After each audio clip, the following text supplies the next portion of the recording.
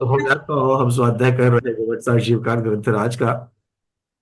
अब सिद्धार्थ चक्रवर्ती देवीचंद्र महाराज संयम के बारे में क्या कहते हैं, इसको समझने से पहले पांच चीजों को थोड़ा सा, जिनके अंदर धुंधली धुंधली सीमाएं हैं, अंतर है, उसको समझ लेते हैं, जिसको हमने पिछले तीन क्लासेस में समझने का प्रयास किया था, बट थोड़ा सा रिवाइज कर लेते हैं। और वो है व्रत, समिति, गुप्ती, संयम और चारित्र। तो इसमें व्रत किसे कहेंगे? आजीवन हिंसा आणि पापों का त्याग करना, अरे एक से पाप सर्वोदय। का बोलो ना, फिर अकेले हिंसा कहेंगे तो पांच में से एक उत्तर दोगे तो 100 पापों का, मिलेंगे ना। आजीवन हिंसा भी पापों का त्याग करना, एक देश सर्वोदय। पापों से विरत होना व्रत कहलाता है। इतना सुंदर उमा स्वामी महाराज ने इतना शॉर्टकट बताया और आप लोग भूल जाते हो। आप नहीं तो रहेगा। पापों से विरत होना, विरत मतलब दूर होना, त्याग कर देना। आजीवन पाप से विरत होना व्रत कहलाता है। ठीक है, चलिए। समिति किसे कहते हैं? समिति अनेक कुंपन है। समिति किसे कहते हैं? अनिता पहाड़ी दीदी। देख कर चलना। फिर पाक। आप लोग है ना, जब मैं प्रश्न पूछता हूं तो उसका अर्थ समझ लो कि ये क्या पूछा गया है। अलग अलग उत्तर नहीं चाहिए मुझे। अकेली इरियापत, शुद्ध इरियापत समिति ही समिति है क्या? नहीं, पाक समिति। हाँ, तो फिर देखकर चलने का, जब समिति किसे कहते हैं ये प्रश्न जब पूछा जाएगा, तो अकेली इरिया समिति का उत्तर नहीं देंगे हम। ठीक है। समिति शब्द का अर्थ क्या होता है, दीपा दीदी? व्रतों का पालन करने के लिए समिति पाली जाती है। समितियों का पालन किया जाता क्या है। पाली जाती है? ठीक है, पर उससे वो किसे कहते हैं समिति? अलका दीदी। सावधानता पूर्वक क्रिया करने को। दो शब्द महत्वपूर्ण है उसमें, वो आपके नहीं आ रहे हैं। सम्यक रीति से क्रिया करना। सम्यक रीति से क्रिया करना। और प्रमोद जी? से निवृत्ति रूप क्रिया करना। हाँ? दोषों से निवृत्त होकर क्रिया करना। दोषों से निवृत्ति, ये दो चीजें होनी चाहिए। दोषों से और प्रभु जी, उस आपके शब्दों में व्रतों को, व्रतों के संवर्धन के लिए, व्रत सभी को के संबंधन। पालने के लिए, जो पहले भी व्रत की चर्चा करी है, उस व्रत का संवर्धन करने के लिए, पालने के लिए, ठीक, बिल्कुल। पाप के या दोषों के निवृत्ति युक्त क्रिया करना, ये कहलाता है समिति। ठीक है, समिति में दोषों की निवृत्ति होनी चाहिए, अत्याचारों की निवृत्ति होनी चाहिए। और आपने दीदी जो बोला, अलका दीदी, सम्यक प्रवृत्ति, ये सम्यक प्रवृत्ति रूप कहो या दोषों की निवृत्ति, दोनों शब्द भी चाहिए तो लगा सकते हो, दोनों का अर्थ एक ही है। चलिए, तीसरा क्या था? गुप्ती। गुप्ती किसे कहेंगे?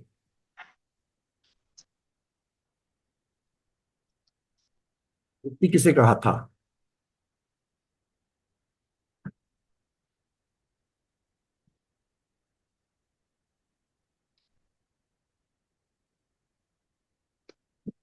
रेखा दीदी। मन वचन काय की जो क्रियाएं होती है उससे सावधानता पूर्वक उसका त्याग करना, उसे गुप्ती कहेंगे। यहां सावधान का शब्द लगाने के, उसको क्रियाओं का पूर्व हमें त्यागी करना है। ठीक है, त्याग करना। काय की क्रियाओं का त्याग करना। मन वचन काय संपूर्ण की निवृत्ति रूप गुप्ती होती है। अर्थात मन वचन काय की निवृत्त, मन वचन काय की क्रिया से निवृत्त होना, उनका त्याग कर देना। त्याग करना गुप्ती है। चलिए, बहुत बढ़िया। अब संयम किसे कहते हैं? अब यहां तक की चीजें अलग अलग थी, अब कॉम्बिनेशन करने से संयम बन जाएगा। कनकमाला दीदी।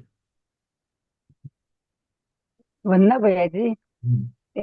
ये गुप्तियों का सबका अपन को पालन करने के लिए जो धारण करते हैं वो संयम है। हाँ, फिर से बोलो। व्रत, व्रत का, समिति का और गुप्तियों का पालन करने के लिए जो अपन जो धारण करते हैं वो संयम है। ऐसा थोड़ा थोड़ा थोड़ा देखो, व्रत को बरकरार रखने के लिए समिति आ गई, और समिति को, समिति में व्रत का अंतर्भाव हो गया, मैं समिति का संबंध व्रत से हो गया। तो अगर आप सिर्फ समिति की बात करोगे तो व्रत अपने आप आ ही गया। निवृत्ति वगैरह की बात करो तो गुप्ती अपने आप उसके अंदर आ ही गई। ठीक है।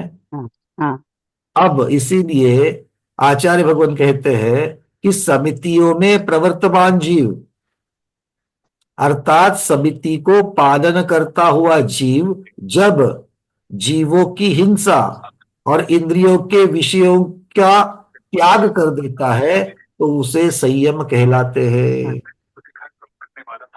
क्या हो गया? इसका मतलब है हाँ सीधे प्रवर्तमान जीव यहाँ पहले आना चाहिए ताकि उसमें पहले की सारी चीजें आ जाएगी। व्रतों को धारण करना, समिति को पालन करना, ये सब चीजें उसके अंदर आ गई। तो समिति को पालता हुआ जो जो जीव समिति का पालन कर रहा है या फिर समिति का पालन करते हुए जीवों की हिंसा और इंद्रिय विषयों का त्याग करना, ये संयम कहलाता है। संयम में मुख्यतः से इंद्रिय विषय का त्याग और हिंसा का त्याग, ये दो चीजें आएगी। किंतु ये दो चीजें कैसे करेंगे? समिति का पालन करते हुए। और समिति का पालन कैसे करते हैं, क्यों करते हैं? 5 व्रतों का संरक्षण करते हुए, संवर्धन करते हुए 5 तरीके से करते हैं। कैसे करते हैं? दोषों से निवृत्त होकर के करते हैं, सम्यक तरीके से क्रियाओं में प्रवृत्ति करते हुए करते हैं। तो पहले ऑलरेडी एक गुच्छा बन गया है समिति में, क्या क्या करते हैं, तो उस गुच्छे के साथ में चलना है तो पहले वाली चीजें अपने आप आ जाती है। ठीक है, इसीलिए पहले 3 चीजें बताई, फिर संयम बताया। अब चलते हैं चारित्र की तरफ। संबंध देखो एक दूसरे का। चारित्र,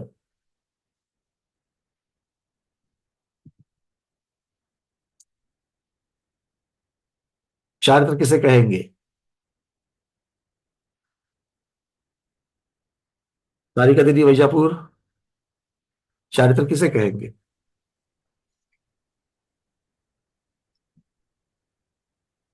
अब संयम तक तो आए हैं। हिंसा जो करते हैं उसमें शून्य हो जाना। संयम के कार्य को चारित्र कहते हैं। संयम पालने से जो कार्य होता है उसे चारित्र कहते हैं। ये सीधी सीधी कारण कार्य की अपेक्षा से व्याख्या हो जाएगी। ठीक है, क्लियर है? चलिए,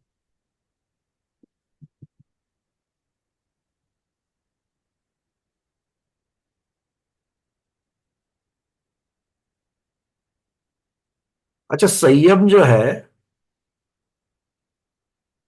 संयम कौन से गुणस्थान से शुरुआत हो जाएगी? संयम की, हम चारित्र की बात नहीं कर रहे हैं, संयम की। मीना दीदी, मीना विनायका दीदी, भैया जी 5वें गुण स्थान से कैसे? एक वो देश त्याग करेंगे। वो तो एक देश चारित्र का गुणस्थान है, हम संयम की बात कर रहे हैं। चौथे संयम चौथे, चौथे गुण स्थान से। तारिका देवी, चौथे में तो हिंसा का भी त्याग नहीं है। संयम में क्या कहा? हिंसा का त्याग, इंद्रिय विषय का त्याग। चौथे गुणस्थान में तो रात्रि में खा रहा है, अभक्ष खा रहा है, तो कहा वो असंयम रहेगा। हाँ? चौथे में असंयम, असंयम। चौथे में असंयम है। तो एक देश संयम की गुण कौन सा? हाँ स्मिता दीदी, 6व्या गुण स्थानापासून संयम, सकल संयमी मुनी महाराज। छठे से मानेंगे तो 5वें वाले को क्या कहेंगे? 5वें वाला गुणस्थान वाला अनुव्रत में जो है, अनुव्रत वाला। 5व्या गुणस्थानात एक देश रूप आणि 6व्या गुणस्थानात सर्व देश। बहुत बढ़िया। तो इसका मतलब क्या है कि शुरुआत कहाँ से हो रही है संयम की? देखो, आपको मैं ये एक्सपेक्ट कर रहा था कि भैया चारित्र जब संयम का कार्य है और जो 5वें गुणस्थान में ही एक देश रूप में प्रकट हो रहा है, इसका मतलब है जब 5वें गुणस्थान में कार्य दिख रहा है तो 5वें गुणस्थान में कारण होना ही चाहिए। चारित्र कार्य है, संयम कारण है। ये आगम का उत्तर हो जाएगा। समझ में आ रही है बातें? जब आपको कारण कार्य व्यवस्था पता है, जहां पर कार्य है वहां पर कारण होगा कि नहीं होगा? कार्य बाद में या साथ में आता है, कारण पहले या साथ में आता है? तो जहां पर पांचवें गुणस्थान में कार्य दिख रहा है, तो वहां पर जैसे घाती कर्मों का नाश, ये कारण, और केवल ज्ञान प्रकट होना, ये कार्य। तो 13वें गुणस्थान में जब हमें केवल ज्ञान दिख रहा है, तो वहां पर घाती कर्मों का नाश होता ही कि नहीं होता है? ऑलरेडी हुआ है, इसीलिए तो दिख रहा है। ठीक है, इस तरीके से इसका उत्तर का हम लोग आगमुक्त उत्तर दे सकते। चलिए अब चलते हैं सिद्धार्थ चक्रवर्ती महाराज के श्री चरणों में, जहां पर आचार्य भगवान हमें संयम की व्याख्या बता रहे हैं, गाथा क्रमांक 465 में से। कल हमने सिर्फ इसका उच्चारण किया था, आज इसको समझ लेते हैं। वद समिति कसायाणम दंडान तहिंदियान पंचन्नम हरण पालन निग्रह चागजो संयमो भनियो।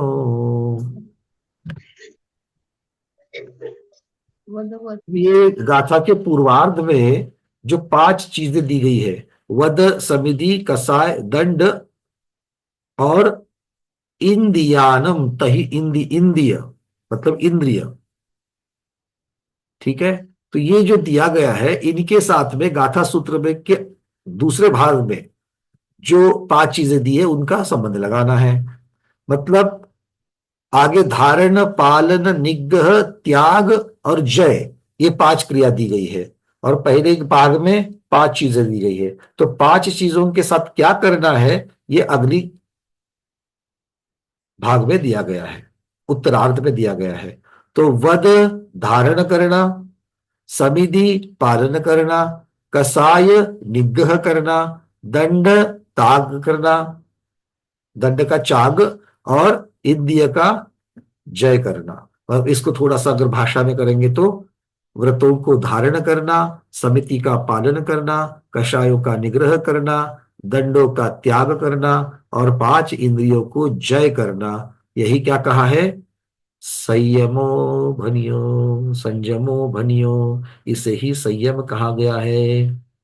तो पहले जो व्याख्या दी गई थी, वहां पर समिति के पालन के साथ में इंद्रिय विषय का त्याग और प्राणी संयम, प्राणियों की हिंसा का त्याग, ये चीजें कही गई थी।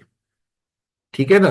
तो समिति में प्रवर्तमान जीव, ये जो बात कही गई है, समिति में प्रवर्तमान जीव, उसके लिए यहां पर पहले 3 या 4 चीजें जो है वो आ रही है, या पहले 3 चीजें आ रही है। समिति में प्रवर्तमान जीव मतलब क्या हो गया? समिति में पालन करना, किंतु समिति का पालन कब होता है? जब व्रत को धारण किया जाता है तब। मतलब शुरुआत व्रतों के धारण करने से, फिर समिति के पालन करने से, और उसके साथ में कषायों का निग्रह करेंगे नहीं, तो फिर समिति का पालन होगा क्या? नहीं, क्योंकि दोषों की निवृत्ति नहीं होगी, इसलिए कषायों का पालन होना ही चाहिए। फिर दंडों का त्याग, दंडों का त्याग जब तक नहीं होता है तब तक प्राणी की हिंसा, क्योंकि प्राणी की हिंसा मन वचन काय से होती है? मन में भी हिंसा होती है, वचन से भी हिंसा होती है, और काय से तो हिंसा होती ही होती है। मतलब जब तक दंडों का त्याग नहीं करेंगे, गुप्ति का पालन नहीं करेंगे, तब तक तो हिंसा का त्याग नहीं होगा और इंद्रियों का जय। तो ये जो अब तक व्याख्या देखी है, उसी व्याख्या का विस्तार यहां पर देवीचंद्र महाराज ने किया है। बात समझ में आ रही है? ये कोई अलग व्याख्या नहीं है, ये वही व्याख्या है जिसको सेम कहा गया है। अब यहां पर सम और यम, ये 2 शब्द बने हैं। तो उसमें सम शब्द का अर्थ है सम्यक तरीके से, सम्यक पद्धति से, और यम का अर्थ क्या किया है? जिसके अनुष्ठान से मन व इंद्रिया अशुभ से हटकर शुभ में संलग्न हो जावे। तो मन और इंद्रिया मतलब मन का विषय अशुभ से हटकर शुभ में चला जाएगा, और इंद्रिया भी अशुभ से हटकर, इंद्रिया अशुभ में हटेगी, मतलब क्या होगा? स्पर्शनीय इंद्रिय, भगवान के चरण का स्पर्श करने के लिए लालायित होंगे, जबकि स्त्री आदि के या पुरुष आदि के स्पर्श को लालायित नहीं होंगे। जिह्वा इंद्रिय तृप्ति की रसना का आनंद लेने के लिए तैयार होगा और ना ही अलग अलग प्रकार के रसों का। घ्राण इंद्रिय गुणों की सुगंधी को लेने के लिए बेकरार होगा और ना ही दुर्गंध सुगंध की सुख दुख प्रभाव में अटकने का। इसी प्रकार चक्षु इंद्रिय भगवंतों के दर्शन, गुरुओं के दर्शन के लिए लालायित होगा, ना कि सांसारिक दृश्यों को देखने के लिए। और कर्णेंद्रिय भगवान की वाणी को सुनने के लिए आतुर होगा, ना कि सांसारिक चीजों को सुनने के लिए। वही क्लियर है? ये किसने करना है? किसने करना है? साधुओं ने? तो किसने करना है? व्रत धारण करना, समिति। आप लोग समिति का पालन करते हो क्या? गुप्ती, कषाय का निग्रह, हाँ करते हो? कौन सी समिति का पालन करते हो? अरे बोलो तो सही। हम एक देश पालन करते हैं, हम अभ्यास रूप से पालन करते हैं, हम पालन करने की इच्छा रखते हैं, है कि नहीं है? और साक्षात कौन पालन करता है? उन्हीं महाराज और माता जी ही, महाव्रती ही पालन करते हैं। चल आगे चल करके इसी चीज का विस्तार किया जाएगा। अब यहां पर आचार्य भगवत कह रहे हैं, मिथ्या दृष्टि कुतप करने वाले साधु संयत हो सकते हैं क्या? मतलब कोई दिख रहा है आपको तप करते हुए? तो दिख रहा है। समिति का पालन करते हुए, मौन धारण करे हुए, आजन्म मौन धारण किया हुआ है। गुप्ती तो दिख रही है, गुफा में जाकर के रह रहा है, तो पत्थर के ऊपर सो रहा है, इंद्रिय विजय दिख रहा है, उबली हुई चीजें खा रहा है, मिर्च मसाला कुछ नहीं खा रहा। तो क्या उसे संयम कहेंगे? आचार्य कहते हैं नहीं, क्योंकि सम्यक संयम में सम जो है वो सम्यक पद्धति से पहले सम्यक दर्शन होना चाहिए। किसे शरण जाना है, कौन मंगल है, कौन उत्तम है, इसकी पहचान पहले होनी चाहिए। और वो पहचान होती है, वेद विज्ञान होता है, तब जाकर के धारणा श्रद्धान सही होता है। और सही श्रद्धान से प्राप्त हुए सही ज्ञान के द्वारा सही आचरण करना संयम, उसके बिना नहीं होगा, मिथ्या दृष्टि का नहीं होगा। तो कुतप जो है करने वाले या मिथ्या दृष्टि जीवों को संयम या संयत पना नहीं आ सकता है। ठीक है, चलिए।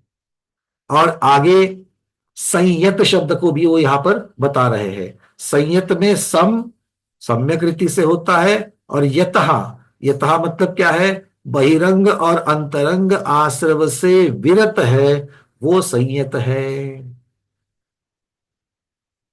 बहिरंग आश्रव और अंतरंग आश्रव, अंतरंग आश्रव कर्मों का आश्रव होगा, भावाश्रव होगा, और बहिरंग आश्रव में दे दो दे दो दे दो दे दो दे दो, ये वाला आश्रव, आना ही आना, आना ही आना, ये सब चीजें वहां पर नहीं दिखेगी। आप्त आगम और पदार्थ में जिसकी श्रद्धा उत्पन्न नहीं हुई है, आप्त आगम अर्थात आप्त मतलब कौन है? आप्त किसे कहेंगे? आप्त कौन है? इसने रत्न श्रावकाचार पढ़ा है, उसे आएगा। सुवर्ण श्रावक दीदी, आप्त कौन है? वितराग भगवान को कहते हैं। वीतराग भगवान आप्त है। प्रमोद जी, पूरा उत्तर? सच्चे देव, सच्चे देव। और जो वीतरागी हैं, सर्वज्ञ हैं, और वीतरागी सर्वज्ञ हितोपदेशी को उपदेशी आप कहते हैं।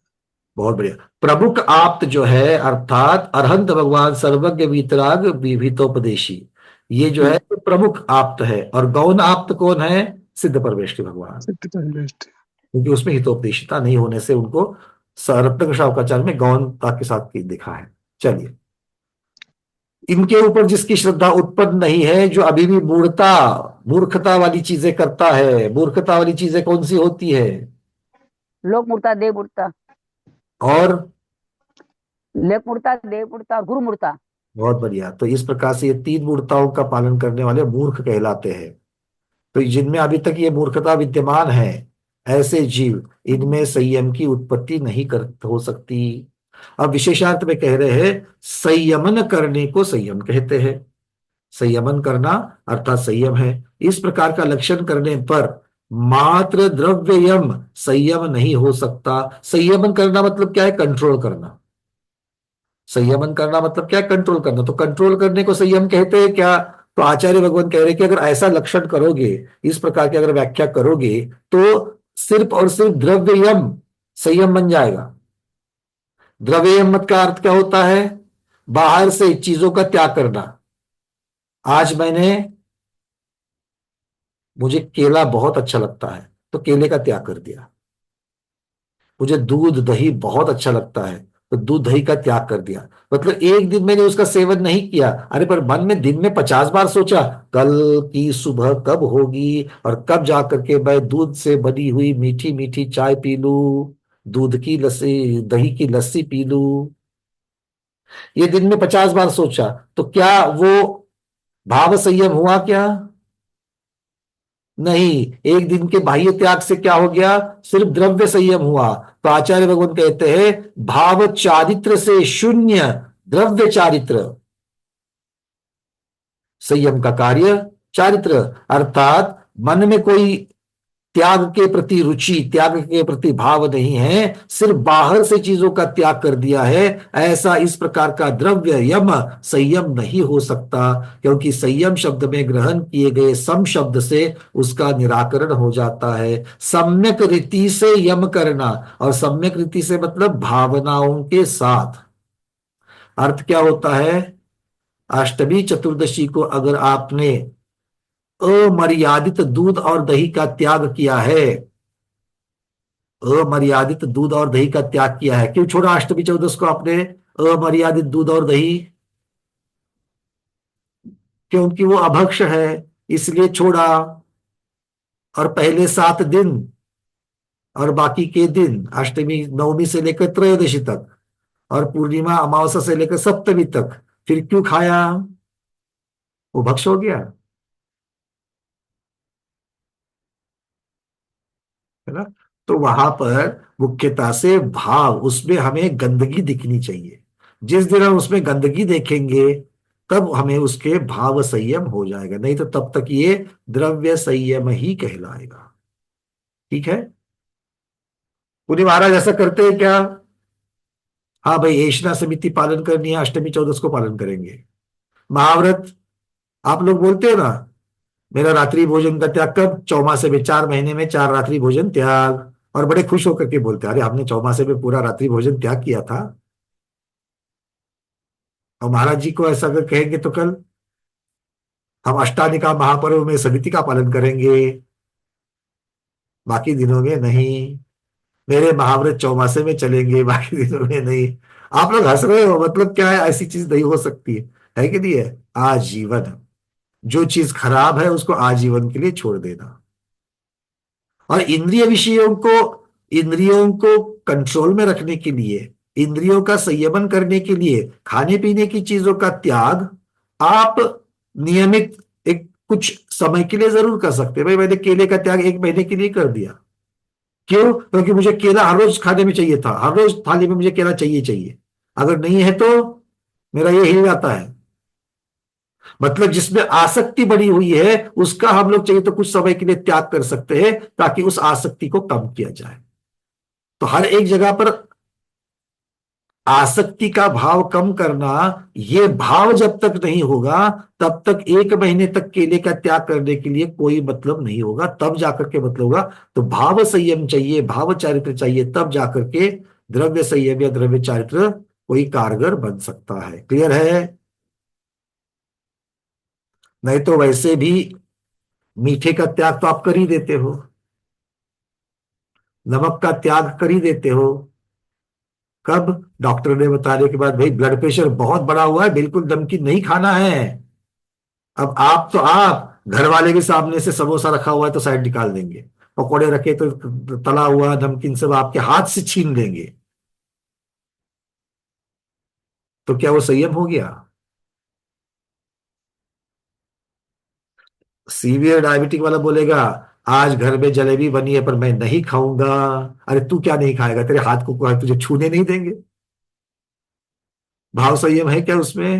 नहीं है। ठीक है, चलिए अब आगे कहते हैं, थोड़ा सा विचार शुरू हो जाएगा। ये व्रत, समिति, गुप्ती, कषाय का निग्रह, इनकी जो चर्चा है, अब इस चर्चा को हम डिटेल्स में लेकर के चलेंगे। इस चर्चा को हम डिटेल्स में लेकर के चलेंगे। पहले हम शुरुआत करते हैं चर्चा को, उसके बाद में आपके प्रश्नोत्तर करेंगे। व्रतों की चर्चा कर लेते हैं। व्रत किसे कहते हैं? पहले व्रत किसे कहते हैं? आचार्य कह रहे हैं यावत जीवन हिंसा आदि पापों का एक देश या सर्वदेश त्याग करना, उससे निवृत्त होना, उसे व्रत कहता। ये व्याख्या भी थोड़ी देर पहले हमने देखी थी। ये व्रत दो प्रकार का है। एक देश व्रत अनुव्रत कहलाता है, जो श्रावक अंगीकारते हैं, और सर्वदेश व्रत महाव्रत कहलाता है, उसे साधु अंगीकारते हैं। इन व्रतों को भावना के सहित निरतिचार पालन करने से साधक को साक्षात या परंपरा से मोक्ष की प्राप्ति होती है। दो चीजें कह रहे हैं, व्रतों को भावनाओं के सहित पालना और निरतिचार पालना। सर्वार्थ सिद्धि में हमने देखा था, हर एक व्रत की पालन करने की पांच पांच भावनाएं हैं, और उसके दोषों का निराकरण करने के लिए पांच, या उसके में लगने वाले दोषों की अपेक्षा से उसमें पांच पांच अतिचार भी देखे गए थे। याद आ रहा है कि नहीं आ रहा है? फिर पांच व्रतों में, मतलब पांच महाव्रतों में, गुण व्रतों में, शिक्षा व्रतों में, सभी के हम लोगों ने वहां पर अतिचार और भावन पालन करने की भावनाओं को देखा है। और इसी के साथ मोक्ष मार्ग में इनका बहुत महत्व है, क्योंकि बिना व्रत के मोक्ष मार्ग हो ही नहीं सकता है। आचार्य कह रहे हैं प्रतिज्ञा करके जो नियम लिया जाता है वह व्रत है, यथा यह करने योग्य है, ये करने योग्य नहीं है, इस प्रकार नियम करना व्रत है। व्रत को कह रहे हैं मन में पालन करना, इतने से नहीं चलेगा, इतने से नहीं चलेगा। तो साक्षात प्रतिज्ञा करना जब तक नहीं होता तब तक वो व्रत नहीं कहलाता है। अब द्रव्य संग्रह में निश्चय से व्रत का लक्षण क्या है? निश्चय व्रत किसे कहते हैं? तो निश्चय न की अपेक्षा विशुद्ध ज्ञान दर्शन रूप स्वभाव धारक निज आत्म तत्व की भावना से उत्पन्न सुख रूपी अमृत के आस्वाद के बल से सब शुभ व अशुभ राग आदि विकल्पों से रहित होना व्रत कहलाता है। कितनी बड़ी व्याख्या है, और क्या क्या ऐसे ऐसे रत्न जड़े हुए हैं उसमें। क्या क्या कह रहे हैं देखो। पर वो क्या है ना, वो देखने से हमें वो जो आभूषण है एकदम से ऐसा मोटा मोटा लगता है, जाड़ा जाड़ा लगता है, हेवी हेवी लगता है आगम के शब्द, किंतु एक बार उसको कंठ में धारण करो ना, फिर उसका मजा आता है। लेना है मजा?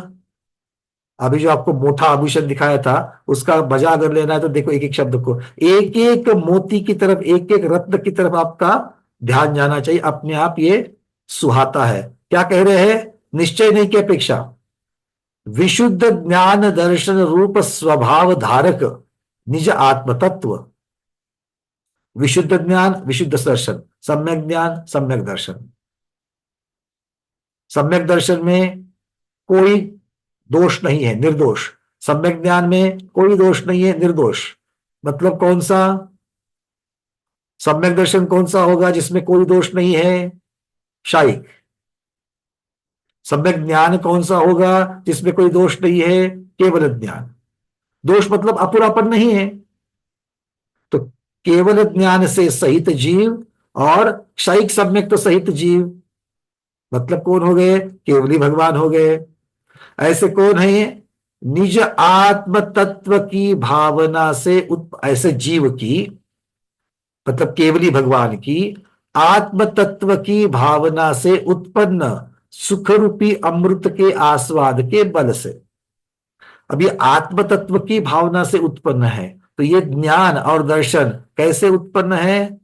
आत्म तत्व मतलब क्या है? साक्षात जहां पर शुद्ध आत्मा का प्रकटीकरण हो रहा है, तो शुद्ध आत्मा का प्रकटीकरण उसके शुद्ध गुणों से ही तो होगा, है या ना? तो जहां पर शुद्ध आत्मा विराजमान है वहीं पर शुद्ध दर्शन और शुद्ध ज्ञान भी रहेगा। अर्थात ये केवली भगवान की बात कर रहे हैं जिनकी शुद्ध आत्मा प्रकट है। तो केवली भगवान, इनके पास क्या है?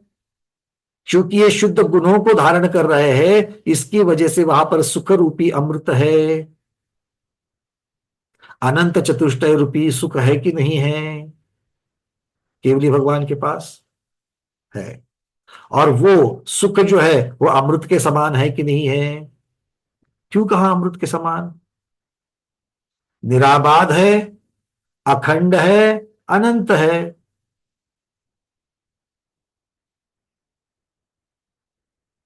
केवली भगवान का सुख कोई बाधा वाला है क्या? 4-6 दिन का है क्या? आज है कल नहीं फिर है, ऐसा है क्या? मतलब जो सुख अमर्यादित है, निराबाध है, अनंत है, जैसे अमृत होता है, अमृत का स्वाद। आज अमृत ठीक है, 2 दिन के अमृत को लाया है तो फ्रिज में रख दो, 2 दिन के बाद सड़ जाएगा, ऐसा कभी सुना है क्या? तो अमृत के अमृतपने में कभी कोई बाधा होती है क्या? अनंत काल तक अमृत अमृत ही बना रहता है। आप लोग अमृत को फ्रिज में तो नहीं रखते हो ना, मार्केट से लाने के बाद। मतलब क्या हो गया? यहां पर वो जो अनंत चतुष्टय रूपी जो अमृत प्राप्त हुआ है, उस अमृत की चर्चा हो रही है। और ऐसे अमृत के आस्वाद से क्या होगा? बल प्राप्त होगा। और उस बल से क्या होगा? जब आपके पास बल है तो क्या होता है? बल जब है तो क्षीणता, गंदगी, अशुद्धता, इनका नाश हो जाता है। और वो अशुद्धता क्या है? शुभ और अशुभ राग का विकल्प, प्रशस्त और अप्रशस्त राग का विकल्प। और द्वेष तो कब के हट गए थे? जब 10वें गुण स्थान तक चढ़ रहे थे तभी तो कषायों की बद्धता होते होते होते होते 10वें गुण स्थान के अंत में तो सभी प्रकार के राग द्वेष का खत्मता हो गई थी, है कि नहीं? मतलब जो अशुभ राग हो या शुभ राग हो, दोनों प्रकार के राग दोष ही कहलाते हैं। क्यों? क्योंकि राग की उत्पत्ति कैसे होती है? कर्मों के द्वारा होती है। और कर्म आत्मा तत्व है क्या? नहीं है, वो पर तत्व है। पर तत्व है मतलब गंदगी है। वो जब तक बाजू में नहीं होती तब तक शुद्धता प्रकट होगी क्या? नहीं। देखो निश्चय का वर्णन ऐसा ही होगा। निश्चय में किसकी चर्चा चलेगी? शुद्ध आत्म तत्व प्रकट होने की। और शुद्ध आत्म तत्व का अर्थ है कि जितने भी विकल्प है, पर तत्व है, परद्रव्य है, वो उसमें से निकल जाएंगे। शुद्ध आत्मा और शुद्ध आत्मा के गुण प्रकट हो जाएंगे। और आत्मा के गुण प्रकट हो जाएंगे मतलब गुण और गुणी एक साथ ही रहेंगे। यहां पर चर्चा किसकी चल रही है? चर्चा किसकी चल रही है? व्रत की। तो व्रत को धारण करना, इसकी व्याख्या हमने क्या की थी? पापों से दूर रहना। तो केवली बनने तक पापों से दूर रहने के लिए आपको क्या करना पड़ रहा था? पापों से दूर रहने के लिए समिति का पालन करना पड़ रहा था, कषायों का निग्रह करना पड़ रहा था, दंडों का त्याग करना पड़ रहा था, इंद्रियों को विजय करना पड़ रहा था। ये सारी प्रक्रिया क्रिया प्रक्रिया करते करते करते करते करते अर्थात व्यवहार व्रतों का पालन करते हुए आप चल रहे थे, और ये चलते चलते चलते चलते इसका फल क्या मिला? इसका फल ये मिला कि हम वीतरागी हो गए, सर्वज्ञ हो गए, अर्थात आत्म तत्व अपने शुद्ध स्वरूप में प्रकट आ गया। और शुद्ध स्वरूप में प्रकट हो गया तो अपने आप ही राग आदि की दोष जो है वो सारे दूर हो गए। जब राग ही दोष हो गए, दूर हो गए, पाप ही दूर हो गए, अब कोई पाप का लवलेश नहीं है, तो अब पाप का त्याग करना और राग द्वेष से रहित रहे होना, जिसे व्रत कहा है, वो व्रत की गुण, वो व्रत के गुण अपने आप प्रकट हो जाएंगे। क्यों? क्योंकि वो आत्मा में थे ही थे। पाप हम क्यों कर रहे थे? कर्म की वजह से पाप कर रहे थे।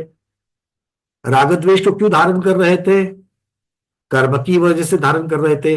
और कर्म परद्रव्य है, जैसे ही परद्रव्य आत्म तत्व में से, आत्मद्रव्य में से बाजू हो गया, वैसे ही ये सारे दोष जो है ये निकल गए। अरे हाया ना।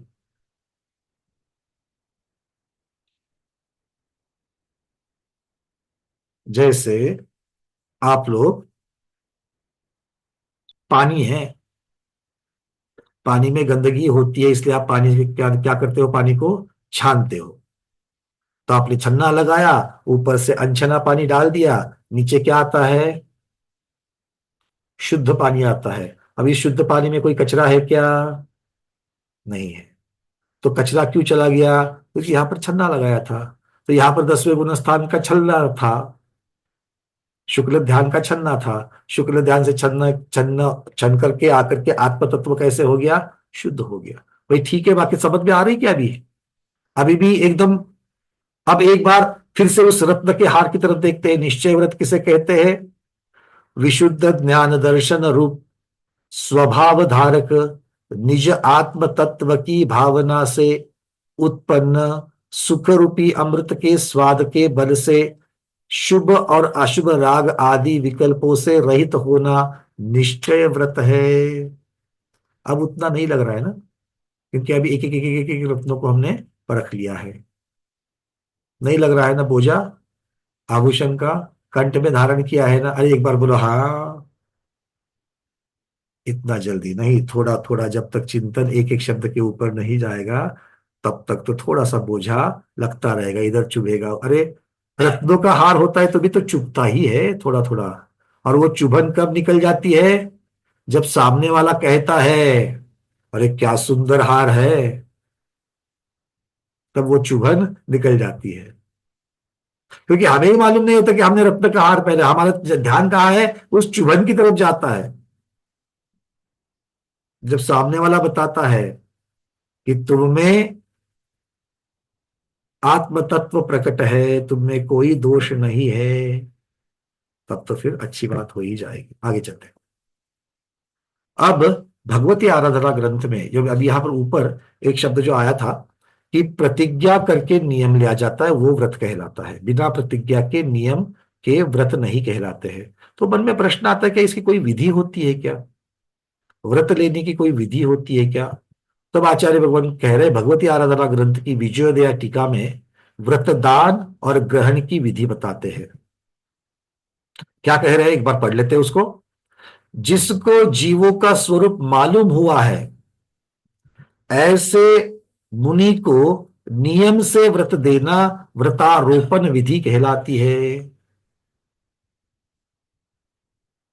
जिसे भेद विज्ञान हो गया है, अर्थात जो सम्यक दृष्टि जीव है, उसे नियम देना व्रतारोपण विधि कहलाती है।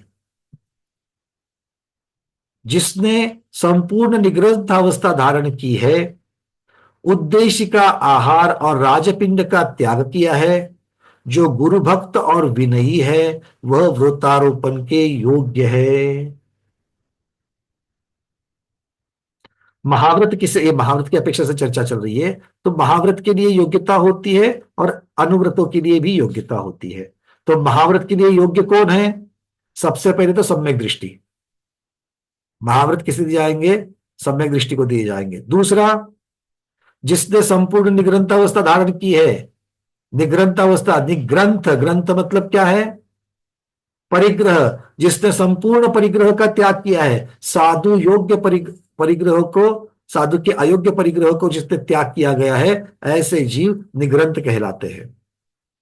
फिर जिसने उद्दिष्ट आहार का और राजपिंड का त्याग किया है, अर्थात राजा या मुखिया, प्रधान, ऐसे विशिष्ट व्यक्तियों के द्वारा जो दान में दिया जाता है, ऐसा भोजन ग्रहण करना जिसका त्याग किया है, इसे राजपिंड कहा जाता है। और उद्देश्य का आहार मतलब उद्दिष्ट आहार, जहां पर उनके उद्दिष्ट से, उनके निमित्त से आहार बना हुआ है, ऐसे आहार का जो त्याग करते हैं वो व्रत के पात्र कहलाते हैं। मतलब जिन्होंने निर्धार किया है कि मैं संपूर्ण परिग्रह का त्याग करूंगा, मैं दान में दिए जाने वाले राजा आदि के द्वारा जो दान दिया जाता है, संपूर्ण प्रजा को जो दान दिया जाता है, जो एक सामान्य दान के कोटि में आ जाता है, ऐसा दान, ऐसा अर्थात किसी भी याचना के परिप्रेक्ष्य में दान दिया जाता है, ऐसे याचना के परिप्रेक्ष्य में दिए जाने वाले दान का मैं त्याग करता हूं।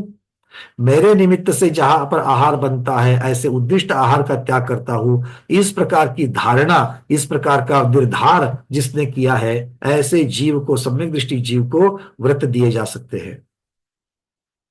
अब व्रत देने की विधि कैसी है? आगे की कहा था, जो गुरु भक्त है और विनयी है, ये दो चीजें भी होनी चाहिए पात्रता में।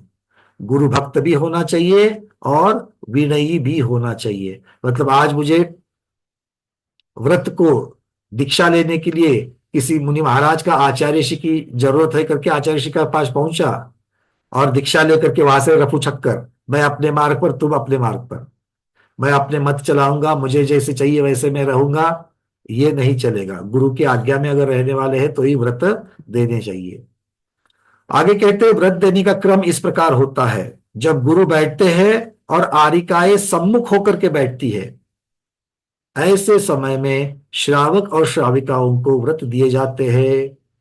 व्रत ग्रहण करने वाला मुनि भी गुरु के बाई तरफ बैठता है, तब गुरु उसको व्रत देते हैं। मतलब कोई श्रावक श्राविकाएं अगर अनुव्रत ग्रहण करने के लिए आए हैं, या फिर कोई महाव्रत ग्रहण करने के लिए, अब यहां पर मुनि का मतलब महाव्रत ग्रहण करने के लिए आया है, तो वो गुरु के कहा बैठते हैं? बाई तरफ बैठते हैं और आरिकाएं सम्मुख में बैठती है। इस प्रकार की व्यवस्था में फिर उस जीव को व्रतों का दान किया जाता है, व्रतों का आरोपण किया जाता है। बातें समझ में आ रही है? ये उत्कृष्ट विधि है, ये उत्कृष्ट विधि है। व्रतों का स्वरूप जानकर तथा श्रद्धा करके पापों से विरक्त होना व्रत है। व्रत का स्वरूप जानना चाहिए, व्रत के ऊपर श्रद्धा होनी चाहिए और फिर नियम पूर्वक उसे ग्रहण करना चाहिए, तब जाकर के वो व्रत कहलाएगा। अगर मैं अनुव्रत ले लूंगा तो सब लोग मुझे वंदना वंदना वंदना बोलेंगे और मुझे पक्का देव आयु का लाभ होगा, ये सोच करके अगर कोई अनुव्रत ले रहा है, अब तक लोग मुझे हर रोज जय जितेंद्र कहते हैं, मैं लोगों को वंदना बोलता हूं, मुझे कोई वंदना नहीं बोलता है, कल से मुझे भी वंदना बोलना चाहिए, मैं भी अनुव्रत ले रहा हूं। पहले अनुव्रत मतलब क्या है, अनुव्रत को पालना मतलब क्या है, उसके लिए पात्रता क्या क्या है, मुझे क्या छोड़ना पड़ेगा, क्या लेना पड़ेगा, अब तक मैं कौन सी चीज नहीं कर रहा था, अब से मुझे क्या करना पड़ेगा, इसका स्वरूप जान करके, और ऐसा करना ये अच्छी बात है। मैं भले वो नहीं कर पा रहा हूं, मेरा परिवार करने नहीं देता है, तो भी वो पाश्चात्य संस्कृति की अपेक्षा से उसकी तरफ ना देखते हुए, धर्म और मोक्ष मार्ग की तरफ से देखते हुए उस पर श्रद्धान करना चाहिए कि यही मार्ग है जो मुझे मोक्ष की तरफ लेके जाना है। ऐसा श्रद्धान जिसका है वो व्रत लेने के योग्य है। आगे कहते हैं, व्रत गुरु साक्षी से ही लिया जाता है। नमो सिद्धाणम। अभ्यास करने के लिए आप अपने अपने अपनी आत्म साक्षी के द्वारा ले सकते हो, किंतु आत्म साक्षी के द्वारा व्रत धारण करने का अधिकार सिर्फ और सिर्फ तीर्थंकर भगवान को है, बाकी किसी को नहीं है। वो सिद्ध साक्षी पूर्वक, आत्म साक्षी पूर्वक और देव साक्षी पूर्वक, त्रय साक्षी पूर्वक दीक्षा लेते हैं। कौन? तीर्थंकर भगवान। और बाकी सबको गुरु साक्षी पूर्वक ही व्रत धारण करने चाहिए। अब जब इतनी सारी बातें व्रत के बारे में बताई, तो व्रत में अतिचार लगने का, दोष लगने का, व्रत भंग भी होने का खतरा तो रहता ही है। ऐसी बातें भी हो सकती है, तब क्या करना चाहिए? तो व्रत भंग का निषेध तथा प्रायश्चित का प्रावधान सागर धर्मामृत में बहुत सुंदर तरीके से बताया है। प्राणांत होने की संभावना होने पर भी गुरु साक्षी में लिए गए व्रत को भंग नहीं करना चाहिए। कितनी बड़ी बात कही है। जो व्रत आपने गुरु के साक्ष्य में लिया है, अगर प्राणांत होने की भी अगर परिस्थिति बन जावे, तो भी उससे हिलना नहीं चाहिए।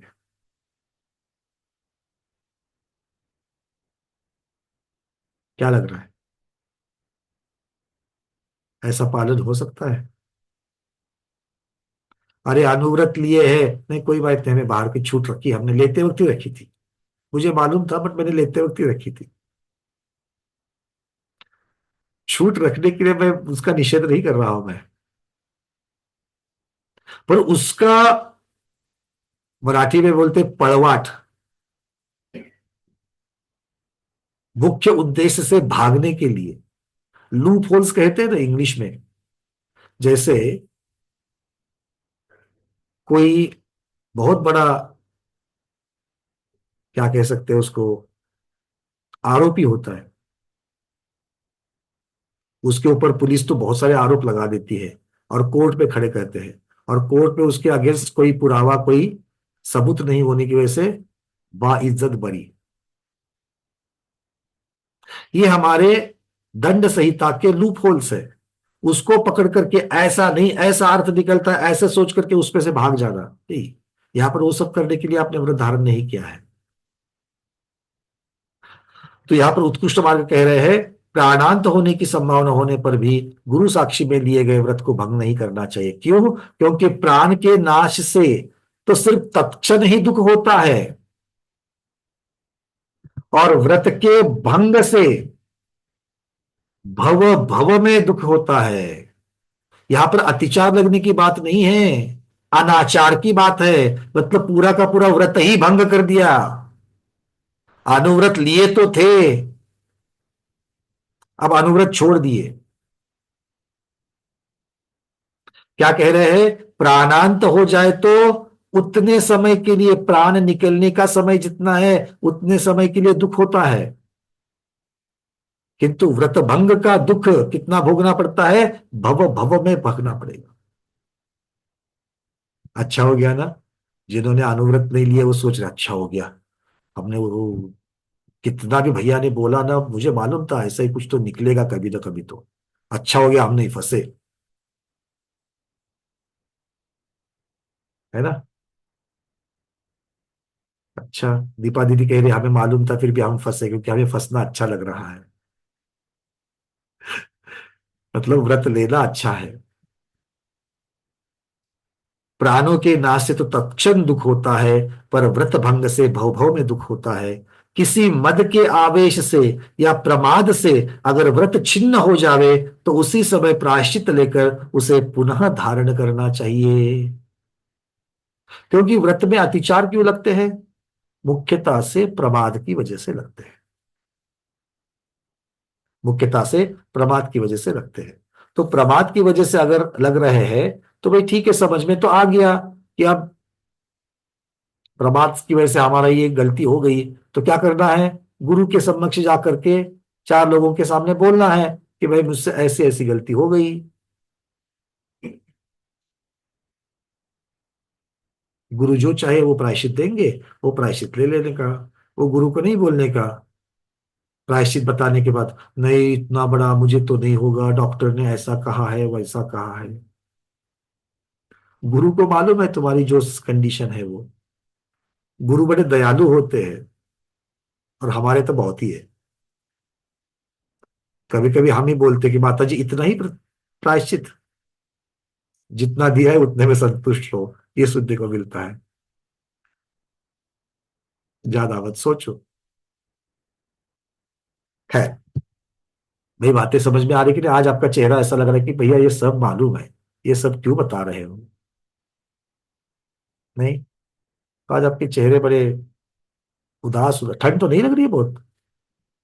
घर में बैठे हो आप? अच्छा, चलो आगे बढ़ते हैं। व्रत की चर्चा चल रही है, तो व्रत के 5 भेद सबको पता है। व्रत के 5 भेद होते हैं। कौन से होते हैं? अहिंसा व्रत, सत्य व्रत, अचौर्य व्रत, ब्रह्मचर्य व्रत और अपरिग्रह व्रत। अब इसमें महाव्रत शब्द लगने से अहिंसा महाव्रत, सत्य महाव्रत, अचौर्य महाव्रत, ब्रह्मचर्य महाव्रत और अपरिग्रह महाव्रत, और अनुव्रत लगने से अहिंसानुव्रत, सत्यानुव्रत, अचौर्यानुव्रत, ब्रह्मचर्यानुव्रत और परिग्रहानुव्रत नहीं होता, परिग्रह प्रमाण व्रत होता है। ठीक है, एक उसी का नाम जो है वो बदल जाता है, परिग्रह प्रमाण। चलिए, अहिंसा महाव्रत में क्या होता है? और महाव्रत क्या है? 5 पापों का संपूर्ण रूप से त्याग करना, अर्थात छठे गुणस्थानवर्ती निग्रंथ मुनिराज के महाव्रत, वहां से ऊपर वाले की अपेक्षा से महाव्रत का कथन। यहां पर महाव्रत जो आरिका माता जी के होते हैं उनको उपचार से कहा है, किसी अपेक्षा से महाव्रत कहा गया है। ठीक है, तो यहां पर महाव्रतियों की चर्चा चल रही है। महाव्रत महाव्रत होते हैं। अहिंसा महाव्रत क्या कहते हैं आचार्य भगवान? पृथ्वी जल अग्नि वायु वनस्पति अर्थात पंच स्थावर और त्रस ऐसे षटकायिक जीवों की हिंसा का मन से, वचन से, काय से, कृत से, कार्य से, अनुमोदना से पूर्णतया त्याग कर देना अहिंसा महाव्रत है। मन से, वचन से, काय से, कृत, कार्य, अनुमोदना से। ठीक है, और किसका त्याग करना है? किसका त्याग, कैसे? दोनों चीजें आ जाएगी तो व्याख्या संपूर्ण हो जाएगी। सत्य महाव्रत राग द्वेष मोह आदि दोषों से युक्त। अच्छा, राग भी कहा, द्वेष भी कहा, मोह भी कहा, ये तीनों का अर्थ क्या करेंगे? रागम चिंचिंदी भिन्निंदी, द्वेषम चिंचिंदी भिन्निंदी और फिर मोहम चिंचिंदी भिन्निंदी। तो राग द्वेष कहने के बाद फिर मोह क्यों कहा? प्रश्न समझ में आया? भाई राग तो चलो, राग अनुराग की अपेक्षा द्वेष, द्वेष भावना की अपेक्षा से, तो क्रोध और मान को द्वेष में डाल दिया, माया और लोभ को राग में डाल दिया, हास्य रति और स्त्री वेद पुवेद नपुंसक वेद इन 5 को राग में डाल दिया, और अरति शोक भय जुगुप्सा को द्वेष में डाल दिया। 13 राग 12 द्वेष, ये तो समझ में आता है। फिर राग द्वेष कहने के बाद मोह, यही तो है। फिर मोह को अलग क्या निकालते हैं? हाँ, ज्योत्सना शाह दीदी बताओ, मोह क्या है? ये मोह की वजह से तो राग द्वेष होता है। तो राग द्वेष तो बोल दिया, फिर मोह क्यों बोल दिया अलग से, डबल डबल? मोह सबसे ज्यादा मोह ही है, तो उसकी वजह से राग द्वेष। तो मोह कह लो, राग द्वेष हटा दो। राग द्वेष तो मोह के अंतर ही है। राग और द्वेष कहने के बाद फिर तीसरा मोह कहने की क्या जरूरत है?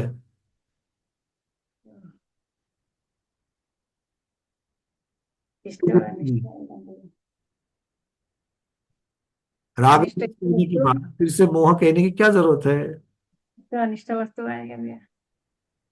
कोई कह रहा है ममत्व भाव, अरे ममत्व भाव तो राग द्वेष में आ गया। दीपा दीदी बोलो, अनम्यूट हो गया। मोहनीय कर्म पूरा। पर ये राग द्वेष बोलने के बाद क्या रह गया नीचे? राग द्वेष शरीर के बारे में भी राग द्वेष नहीं, मोह। अरे तो सारे राग द्वेष, ऐसा अलग तो किया ही नहीं। राग द्वेष मतलब राग द्वेष सारे, अब मोहनीय कर्म में राग द्वेष निकालने के बाद क्या रह गया हेमांगी दीदी? लोभ लोभ रह गया। वंदना भैया, एक राग द्वेष चारित्र मोहनी में आया और दर्शन मोहनी के लिए मोहनी कर्म यूज किया। बहुत सुंदर, बहुत सुंदर। राग द्वेष चारित्र मोह की अपेक्षा से वर्णन है और बचा हुआ मोह दर्शन मोहनी की अपेक्षा से है। भाई श्रद्धान को मलिन करने वाला भी तो मोह ही है कि नहीं है? हाँ, दर्शन मोह है। तो हमेशा ध्यान रखना। दीपा दीदी पूज्य माता जी वाला तो जो शांति मंत्र है वो तो आप पढ़ती पढ़ती उसमें देख लेना, शुरुआत में भी है 8 कर्मों का नाश छिंचिंदी बिन बिंदी के बाद में रागम छिंचिंदी, द्वेषम छिंचिंदी, मोहम छिंचिंदी, तीनों रखे हुए हैं। तो वो मोह इसीलिए रखा है कि दर्शन मोह की अपेक्षा से रखा है। और यहां पर भी आचार्य भगवान राग द्वेष मोह आदि दोषों से युक्त असत्य वचनों का त्याग करना। असत्य वचन कैसे? सिर्फ झूठ नहीं, जो राग के साथ झूठ बोला गया है, जो द्वेष के साथ झूठ बोला गया है, जो मिथ्यात्व के साथ झूठ बोला गया है, ऐसे वचनों का त्याग कर देना। और ऐसा सत्य भी नहीं बोलना जिससे प्राणियों के घात हो जावे। और इस प्रकार का झूठ न मन से, न वचन से, न काय से, न कृत से, न कारित से, न अनुमोदना से बोलना, ये क्या होता है? सत्य महाव्रत होता है। ठीक है? तो अच्छे हो ये महाव्रत। ग्राम शहर आदि में किसी की भूली हुई, रखी हुई, गिरी हुई वस्तु को स्वयं नहीं लेना, दूसरे की वस्तु को नहीं लेना। दूसरे के द्वारा संग्रहित शिष्य, पुस्तक आदि को भी नहीं लेना। ये साधुओं की अपेक्षा से दूसरों के शिष्य हम लोग तो लेते नहीं। एक तो शिष्य नहीं बनते हम लोगों के और आपके, और शिष्य बने तो दूसरों के शिष्य लेने की बात। तो दूसरों के शिष्य लेने की आप लोग करते कि नहीं करते? दूसरों का शिष्य लेना नहीं? क्या हो गया? आपकी बात नहीं कर रहा हूं मैं, मेरी कर रहा हूं। मेरे घर में जो काम वाली आती है ना, वो काम वाली ठीक से काम नहीं कर रही थी, और मुझे कुछ भी हुआ तो नई काम वाली नहीं मिल रही थी। और बाजू के घर में जो काम वाली आती थी, वो बाजू वाली बहुत उसकी प्रशंसा करते थे, क्या समय पर आती है, इतना स्वच्छ काम करती है, कुछ भी इधर उधर ध्यान नहीं देती है, पैसे ऊपर पड़े रहते, कभी उसकी तरफ ध्यान नहीं रखती है, ना खाने पीने में ध्यान, आती है अपना काम करती ही चली जाती, कभी चुगली नहीं, निंदा नहीं, कुछ नहीं, स्वच्छ रहती है। इतनी सारी प्रशंसा। और फिर मुझे क्या मन में आ गया, समझ में आ गई बात, तो जाकर के उसको फुसलाने का। अब उसके पास तो ऐसा नहीं कि उसका भी काम करो और मेरा काम कर, नहीं, वो बोल रही है मेरे पास समय ही नहीं है एडिशनल काम लेने के लिए। तो फिर क्या बोलने का, अरे उसका काम छोड़ दे, आज नहीं तो कल तेरे को वो तो झोड़ा देगी, तुझे नहीं मालूम है पहले वाली क्यों छोड़ के गई। ऐसा बोल बोल के उसको उस काम से छुड़वाकर, ये अपनी अपनी अपेक्षा से बहुत सारी चीजें हो सकती है। नहीं तो साक्षात प्रथम सत्य दर्शनी क्या होता है? अरे यहां तो शिष्यों को, दूसरे के शिष्य को लेना चोरी बोला है, हमें तो शिष्य है नहीं, तो शिष्य के हम तो बच गए इससे। अरे नहीं भाई, बचते तो है नहीं है। आ रही बात समझ में? चलिए, और यहां पर मुनियों की अपेक्षा से भी है, आचार्यों की अपेक्षा से भी है। तो दूसरे के द्वारा संग्रहित शिष्य, पुस्तक आदि को भी ना लेना, अर्थात उनकी सम्मति के बिना नहीं लेना। वो अगर स्वयं होकर के कह रहे हैं कि अब इन शिष्यों को, इस किताबों को, इनको इनको इनको संभालने में मैं सक्षम नहीं हूं, इसका परिपाल आप कर लेना, तो फिर बात अलग है।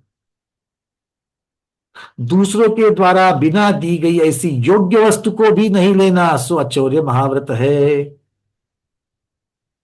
योग्य वस्तु है किंतु दूसरे ने दी नहीं है, तो उसको उठा लेना, यह भी चोरी कहलाई। ब्रह्मचर्य, इसमें क्या होगा? ब्रह्मचर्य व्रत में राग भाव को छोड़कर पूर्ण ब्रह्मचर्य से रहना। सबसे पहले स्पर्शेंद्रिय की अपेक्षा, मैथुन की अपेक्षा और उसके पश्चात पांचों इंद्रिय और मन की अपेक्षा, राग भाव छोड़ देना, वृद्धा में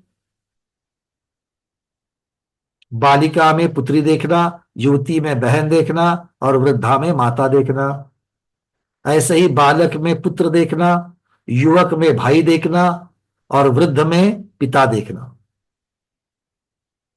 ऐसे भाव रखना, ए त्रैलोक्य पूज्य ब्रह्मचर्य व्रत कहलाता है। पंचेंद्रिय विषयों को कम करना, यह भी ब्रह्मचर्य व्रत कहलाता है। और अपरिग्रह, धन धान्य आदि 10 प्रकार के बहिरंग तथा मिथ्यात्व कषाय आदि 14 प्रकार के अंतरंग परिग्रह का त्याग कर देना, वस्त्राभूषण अलंकार आदि का भी पूर्णतया त्याग कर देना, लंगोटी भी नहीं रखना, ये अपरिग्रह महाव्रत है। अंतरंग और बहिरंग परिग्रह का त्याग, ममत्व का त्याग, साधु के अयोग्य वस्तुओं का त्याग, ये परिग्रह महाव्रत कहलाता है। ठीक है, अपरिग्रह महाव्रत। हाँ, बोलते वक्त कहीं पर अगर परिग्रह परिग्रह महाव्रत शब्द आया तो नहीं, परिग्रह पाप है और महाव्रत का नाम अपरिग्रह महाव्रत है। ठीक है ना, बोलते बोलते कभी कभी शब्द फिसल जाते हैं तो ध्यान रखना, क्षमा चाहता हूं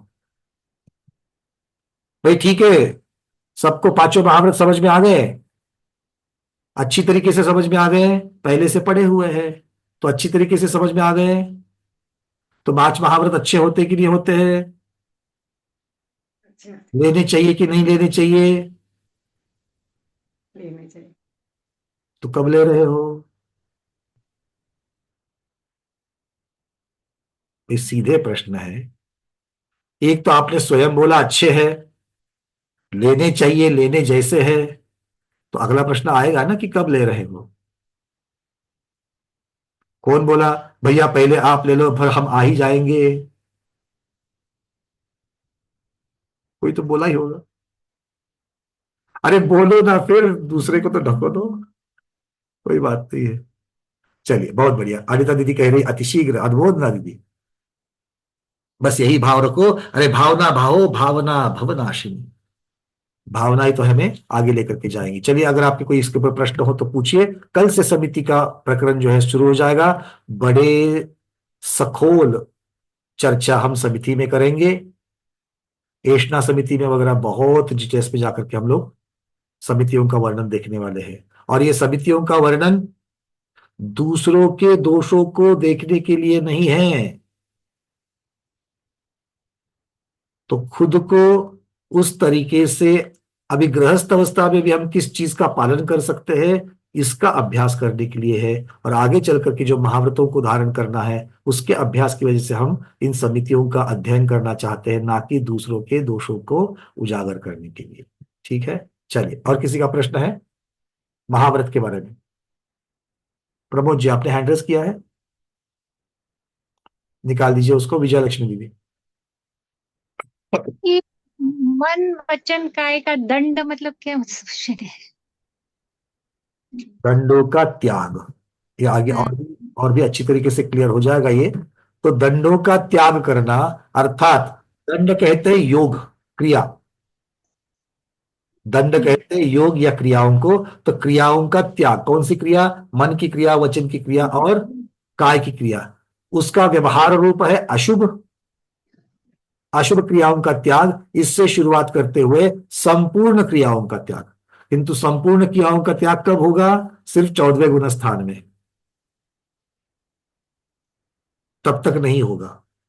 तो तब तक अशुभ का त्याग करना, अशुभ मन, अशुभ वचन, अशुभ काय का त्याग करना, मतलब उनसे होने वाली क्रियाओं का। अच्छा, मतलब दंड का त्याग मतलब मुनि भी नहीं कर सकते, क्योंकि वो तो छठे सातवें गुण में तो तो गुप्ति देखो, बोल- चारित्र शब्द का अर्थ एकदम से 100% चारित्र नहीं होता है।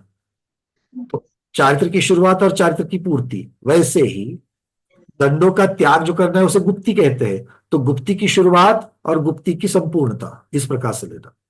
तो गुप्ति की संपूर्णता 14वें गुण स्थान में हो जाएगी। ठीक है, दंडों का त्याग 14वें गुण स्थान में पूर्ण हो जाएगा। नहीं, मुझे ऐसा पूछना था, 13वें गुण स्थान में भी तीर्थंकर भगवान रहते हैं, तो वचन भी नहीं बोलते, उनका काया भी नहीं मतलब हिलता, हिंसा नहीं होती, सब होता है। यहाँ पर मुख्यतः से अशुभ मन वचन काय की क्रिया और शुभ मन वचन काय की क्रिया, इनका भी त्याग करना है।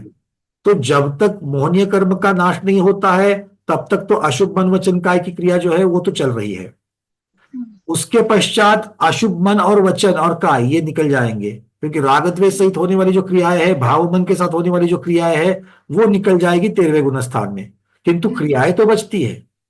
और क्रिया है मतलब कर्म का आना है, कर्म का आश्रव है। भले वहां पर स्थिति और अनुभाग ना हो किंतु प्रदेश और प्रकृति तो होंगे ही होंगे, और वो जब तक है तब तक उनका त्याग करने की या उनको छोड़ने की प्रक्रिया अधूरी है, और इसीलिए वो प्रक्रिया चालू है कहेंगे। तो उसका त्याग कहां पर सचमुच में हो जाएगा? साक्षात में 14वें गुण स्थान में होगा, जिसे हम लोग अयोग केवली कहते हैं। ठीक है, और कोई?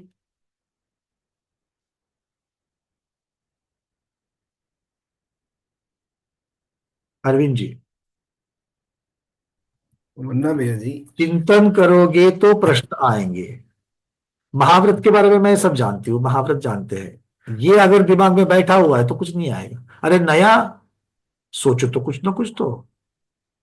हाँ जी, वरना भैया जी हमारी बात करें तो प्रशस्त्रक तो हमारे विकल्प रहते हैं, तो प्रशस्त्रक जो करते हैं हम पुण्य के लिए या मतलब धर्म के लिए, या तो इसमें तो दोष नहीं है ना। देखो यहाँ पर प्रकरण आपने जो बात कही वो बिल्कुल 16 ने सच, क्योंकि आपके और हमारी बात पंचम काल की जो जीव है या फिर मुनि महाराज की भी बात। तो जब तक हम सराग अवस्था में है तब तक तो प्रशस्त राग होगा ही होगा। राधर राग होगा तो प्रशस्त ही होना चाहिए, अप्रशस्त को कम करना चाहिए। हमें और आपको प्रशस्त और प्रशस्त दोनों होंगे, तो अप्रशस्त में कम रहना चाहिए, प्रशस्त में ज्यादा रहना चाहिए। और इसके आगे बढ़कर के जब हम सराग से जब वितराग अवस्था की तरफ जाने का ध्येय रखेंगे तो उसको बंद करते करते करते दोनों को नष्ट कर देंगे। विकल्प नहीं बराबर, ये भावना होनी चाहिए।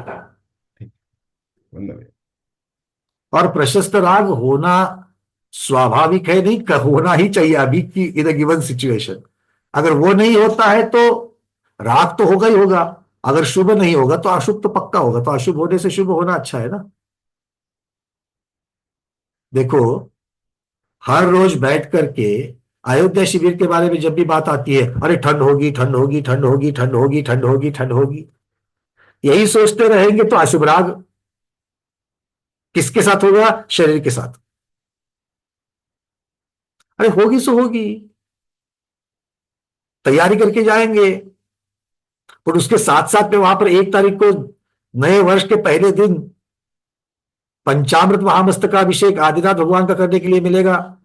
उसी दिन साल का पहला दिन आदिनाथ भगवान का गुणगान गाते हुए विधान करेंगे, श्रितस्कंद विधान करेंगे, गणधर वलय विधान करेंगे, अलग अलग प्रकार के विधान वहां पर करेंगे। गुरु मां के चरणों में बैठ करके गुरु भक्ति के साथ साथ में विनय वंदना के साथ साथ में स्वाध्याय करेंगे, आरती सांस्कृतिक कार्यक्रम करेंगे, भगवंतों की कल्याणक भूमियों का दर्शन, उनके चरणों पर प्राचीन चरण जहां जहां बने हुए हैं उस पर अपना मस्तक टेकेंगे। इसका विचार करो फिर कैसे राग भाव बनता है। देखो प्रशस्त राग भाव बनता है, हम सोचते नहीं है। ठीक है ना। और देखो आने वाले जितने भी है वो तो ज्यादा सबसे ज्यादा हमारे साथ सीनियर सिटीजन्स है, और ठंड तो सबको लगती है,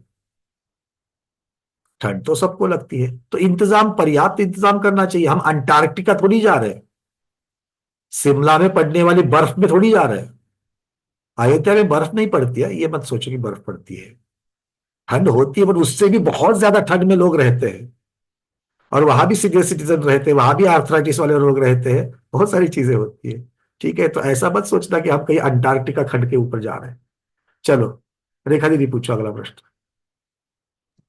वंदना भैया, जब व्रत महाव्रत और अनुव्रतों को दृढ़ करने के लिए हम लोग समिति का गुप्ती का पालन करते हैं, तो क्या 5वें गुण स्थान से ही समितियों का पालन होगा, ऐसा समझने का क्या? बिल्कुल दीदी, बिल्कुल होगा, क्यों नहीं होगा। अभी आप मंदिर जी जाती हो, घर से बाहर निकलती हो तो जमीन देख करके चलती कि नहीं चलती हो? वही कि तो 5वां गुण हरी घास दिख रही, हरी घास के ऊपर आप पाँव नहीं रखती हो। हम्म, स्थावर की अपेक्षा नहीं, बट उसके आश्रय से त्रस्त जी होंगे ये सोचकर उसके ऊपर नहीं जाती हो। तो ये तो इंद्रिया शुद्धि हो ही गई आपकी। बोलते हो सोच समझ करके बोलती हो, भाषा समिति हो गई। बराबर।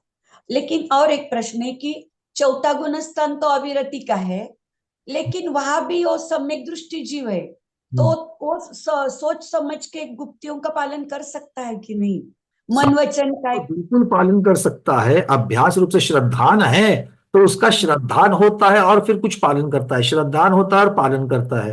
देखो समझ लेना, चौथे गुण स्थान में सिर्फ मूल गुण की अपेक्षा अनुव्रत धारण करने वाले भी है।